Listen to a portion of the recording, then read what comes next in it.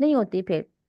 अच्छा, अब यही इस्माइल अलैहिस्सलाम जो है वो वहां पे पलते हैं, बड़े होते हैं, भाग दौड़ को पहुंचते हैं, टीन एज में आ जाते हैं। और जब टीन एज में आ जाते हैं और इब्राहिम अलैहिस्सलाम जो है वो ऑन एंड ऑफ जो है यहाँ पे चक्कर लगाते रहते हैं इनके पास।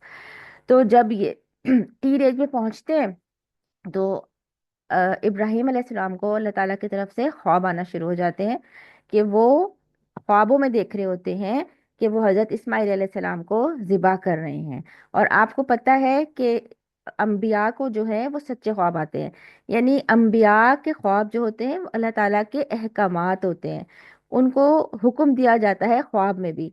तो अब इब्राहिम अलैहिस्सलाम जो है वो अपने बेटे को कहते हैं कि मैं आजकल जो है वो इस तरह के ख्वाब देख रहा हूँ कि मैं आपको ज़िबा करता हुआ देखता हूँ अपने आप को। तो बदले में हजरत इस्माइल अलैहिस्सलाम कहते हैं, कौला या अबतिफ अल मातुमर, अब्बा जान आप वो कर डालिए जो आपको हुक्म दिया जा रहा है। अच्छा, इससे एक दो बातें बड़ी इंपॉर्टेंट हैं। एक तो ये कि वो अपने बेटे को अपना ख्वाब सुनाते भी हैं, उनसे मशवरा ले रहे हैं, उनके साथ डिस्कशन कर रहे हैं। यानी फौरी तौर पे फैसला नहीं कर रहे, हालांकि अल्लाह का हुक्म है। तो ये नहीं कह रहे कि आओ चलो मैं तुम्हें ज़िबा करूं, बल्कि उनको बता रहे हैं कि मैं आजकल ये ख्वाब देख रहा हूँ। तो अब इस्माइल अलैहिस्सलाम को पता है कि इब्राहिम अलैहिस्सलाम अल्लाह के नबी हैं और उनको ये हुक्म है। तो वो कहते हैं जो आपको हुक्म दिया जा रहा है वो कर लें। अब ये जिसके पे गुजरने वाली है उसका ये कहना बहुत मुश्किल काम है कि हम तो छोटी सी भी बच्चे जो है ना आजकल के, छोटी सी भी कुर्बानी देने को दीन की खातिर, अल्लाह की खातिर नहीं तैयार। एक नाखून काटने को भी लड़कियों को कहा जाता है ना अगर, तो वो उसकी भी कुर्बानी देना उनको मुश्किल लगती है। एक हिजाब करने को कहा जाता है तो अपने बालों को ना दिखाने की भी कुर्बानी मुश्किल लगती है, जबकि वो भी तो अल्लाह ताला का ही हुक्म है ना, और रिटर्न फॉर्म में आपके पास मौजूद हैं चीजें। तो यहाँ पे तो वो अपना ख्वाब सुना रहे हैं और वो बच्चा कह रहा है कि आप कर लें, सतजिदुनी इंशा अल्लाहु मिनस साबिरीन, कि आप अनकरीब इंशाअल्लाह मुझे साबरों में से पाएंगे। आप करें और इंशाल्लाह मैं सब्र दिखाऊंगा, मैं पीछे नहीं हटूंगा। यहाँ से बड़ी इंपॉर्टेंट बात ये कि उन्होंने इंशा अल्लाह का लफ्ज इस्तेमाल किया, अगर अल्लाह ने चाहा तो मैं सब्र करूंगा। यानी आप करें, आप अपना काम करें और मुझे सब्र की तौफीक कौन देगा? अल्लाह देगा। इंशाल्लाह अगर अल्लाह ने चाहा मैं पूरा उतरूंगा, मैं पीछे नहीं हटूंगा। यानी इसमें उन्होंने सारा का सारा अपने ऊपर नहीं कहा कि मैं सब्र करूंगा, बल्कि वो भी किस पे लगाया? अगर अल्लाह ने मुझे तौफीक दी। इस बात से पता चलता है कि जिस बात के लिए ताला तौफीक देते हैं हम सिर्फ वही काम कर सकते हैं। ला हौला वला कुव्वता इल्ला बिल्लाह। नेकी करने की तौफीक, बुराई से बचने की कुव्वत सिर्फ अल्लाह ताला ही देता है जिसको चाहता है। फिर सूरह तकवीर में भी अल्लाह ताला जब कुरान पाक का जिक्र करते हैं ना कि ये क्या है, इन हुआ जिक्र लिल आलमीन, के ये तमाम जहान वालों के लिए एक जिक्र है। तो अल्लाह ताला फिर बताते हैं कि जो कुरान है वो क्या है, लिमन शाअ मिनकुम अन यस्तकीम, के हर उस बंदे के लिए नसीहत है कुरान पाक जो इस्तकामत इख्तियार करना चाहता है, जो सीधा रास्ता इख्तियार करना चाहता है। और इसके आगे कि हिदायत किसको मिलेगी? अगर तुम चाहोगे तो तुम्हें हिदायत मिलेगी, लेकिन अगली आयत में अल्लाह ताला आगे फरमाते हैं, वमा तशाऊना इल्ला अन यशा अल्लाह, और तुम्हारे चाहने से भी कुछ नहीं होता मगर ये कि अल्लाह ही चाहे। तो जिसको हिदायत देनी है वो अल्लाह ही चाहे तो देगा। कौन कुरान से हिदायत पकड़ेगा? अल्लाह ही जिसको चाहेगा। यानी हमारे चाहने या ना चाहने से भी कुछ नहीं होता। आपका अल्लाह ताला दिल देख लेते हैं, आपके अंदर कितनी तलब है, और बगा अल्लाह की मर्जी बाज़ औक़ात किसी को तलब के बगैर भी दे दे। तो वो यहाँ पे कह रहे हैं अगर अल्लाह ने चाहा तो अब मैं ज़रूर सब्र करूँगा। और ये जो सब्र होता है ना, ये डेवलप करना पड़ता है, अपने अंदर सब्र की थोड़ी कोशिश करनी पड़ती है, क्योंकि अमूमन इंसान जो है वो जल्दबाज होता है, बेसब्रा होता है।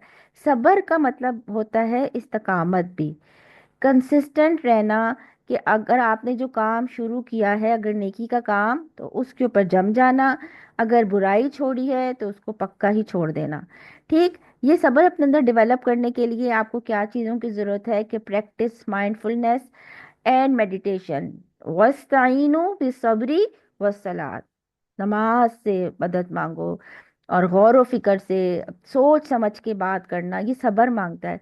جلد باز جو بندہ بے صبرا ہوتا ہے، وہ جلد بازی میں فیصلے کرتا ہے، وہ جلد بازی میں سوال جواب کرتا ہے، وہ جلد بازی سے کام لے کر اپنی زندگی کو اور دوسروں کی زندگی کو مشکل بنا دیتا ہے۔ صبر ایک بہت امپورٹنٹ رول پلے کرتا ہے، بے حساب اجر دیے جاتے ہیں جو لوگ صبر کرتے ہیں، سوچ سمجھ کے فیصلے کرتے ہیں۔ پھر صبر کیسے ڈیولپ ہوگا کہ اپنے آپ کو کسی فزیکل ایکسرسائز میں، کوئی جد و جہد میں، بھاگ دوڑ میں خود کو انگیج کرنا، مشقت کرنا۔ اس سے کیا ہوتا ہے کہ جب آپ کا ایزی لائف سٹائل ہوتا ہے، آپ صرف سو رہے ہیں، بیٹھ رہے ہیں، انجوائے کر رہے ہیں لائف کو، آپ اپنی زندگی میں صبر نہیں کر سکتے۔ صبر مشقتوں سے آتا ہے۔ پھر develop a daily routine and stay to it, یہ بھی کیا ہے، جو کام شروع کیا ہے نا، تو وہ آپ کو کرنا ہی کرنا ہے۔ اگر آپ کی روٹین نہیں بندی ہوئی، جنگل کا قانون جس گھر میں ہوتا ہے، وہاں کے لوگ ترقی نہیں کرتے، وہ اپنے آپ کو ویسٹ کرتے ہیں۔ تو جو روٹین ہے اس کے اوپر جم جانا، کنسسٹنٹ ہو جانا، یہ صبر ڈیولپ کرتا ہے۔ پھر لیٹ گو جو ہے، چیزوں کو ایکسیپٹ کرنا، چھوٹی چھوٹی چیزوں کو جانے دینا، لیٹ گو کرنا۔ اور خاص طور پہ لیٹ گو کون سی چیزوں کو کرنا جو آپ کے کنٹرول میں ہے ہی نہیں۔ ہم کیا کرتے ہیں، ان چیزوں کو کنٹرول کرنا چاہتے ہیں جو ہمارے کنٹرول میں نہیں ہے۔ آپ کے کنٹرول میں کیا ہے؟ آپ کے کنٹرول میں آپ کی اپنی ذات ہے، ٹھیک ہے؟ تو جو چیز آپ کے کنٹرول سے باہر ہے اس کے اوپر ایفرٹ نہ لگائیں، اس کو لیٹ گو کریں۔ پھر surround your self with positive and supportive people, صحبت صالحین، کیونکہ جو اچھے دوست ہوتے ہیں وہ آپ کو نیکی کے اوپر صبر کی تلقین کرتے ہیں۔ آپ پیچھے ہٹنا چاہتے ہیں، وہ آپ کو کھینچ کے آگے لے جاتے ہیں۔ تو اپنا کوئی بڈی بنائیں جو آپ کو پکڑ کے رکھے، جو آپ کو سنبھال کے رکھے، جس کے ساتھ آپ نیکی کریں مل کر، تو آپ کے اندر صبر انشاءاللہ تعالی ڈیولپ ہو جائے گا۔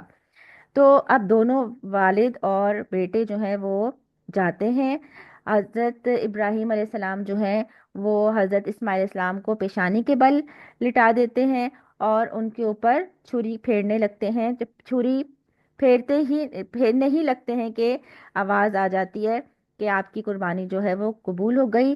فدیناہ بذبح عظیم، اور ہم نے ایک بڑا ذبیحہ اس کے فدیے میں دے دیا۔ اور پھر کیا ہوتا ہے، ابراہیم اسماعیل علیہ السلام کی جگہ ایک مینڈھا جو ہوتا ہے وہ قربان ہو جاتا ہے اللہ تعالیٰ کی طرف سے۔ تو بات یہ تھی کہ اللہ تعالیٰ کو اسماعیل علیہ السلام کی جان نہیں چاہیے تھی، بلکہ ابراہیم اور اسماعیل علیہ السلام دونوں کا یہ ٹیسٹ تھا کہ وہ اپنے اس ٹیسٹ میں پاس ہوتے ہیں کہ نہیں ہوتے۔ جیسے آگ ابراہیم علیہ السلام کے لیے ٹھنڈی ہو گئی، اور وہ ٹیسٹ میں وہ کود گئے آگ میں اور وہ پاس ہو گئے، لیکن اللہ تعالیٰ نے ان کو کچھ نہیں کیا۔ اسی طرح سے جب ہاجرہ اور حضرت اسماعیل کو چھوڑا ہے، تو وہاں پہ تعالیٰ نے اور قبیلے آباد کر دیے اور ان کی خوراک اور چیزوں کا انتظام کر دیا۔ اور حضرت ہاجرہ کو وہاں پہ یہ بھی بتایا گیا کہ یہاں پہ آپ کے شوہر اور آپ کے بیٹے سے اللہ تعالیٰ کا گھر بنوایا جائے گا۔ تو اتنے بڑے مقصد کے لیے آپ کو یہاں پہ چھوڑا جا رہا ہے۔